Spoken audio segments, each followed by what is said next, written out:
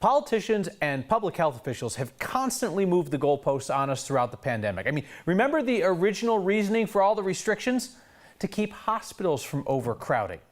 Well, guess what?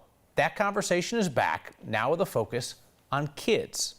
Katie Eastman explains. An unusual increase of kids in hospitals means the state will look into just how many ICU beds they have for them. There are more children in ICU beds than we would normally see in August. And we believe it's important at the state for us to understand the capacity for ICU beds as we prepare for the fall. The Hospital Association doesn't know how many pediatric ICU beds there are in Colorado.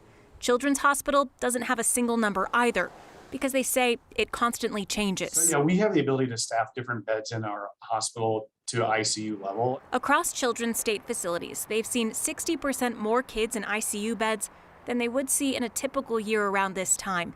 An increase partly from COVID-19 patients, but more from kids with a respiratory virus called RSV that doctors normally see a spike in during the winter. It's showing up now partly, we think, because people are starting to go out more. They're not wearing masks as much as they did last year. In a normal year, doctors say emergency department volumes go up 30% when kids go back to school.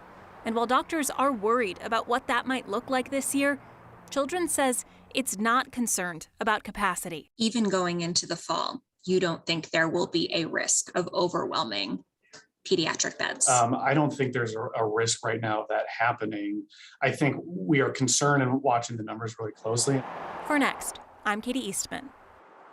The state actually just got back to Katie on those numbers a few minutes ago, and hospitals have checked in to say that they have a combined 58 pediatric medical surgical beds available and open, 113 newborn ICU beds open, and 25 pediatric ICU beds open statewide.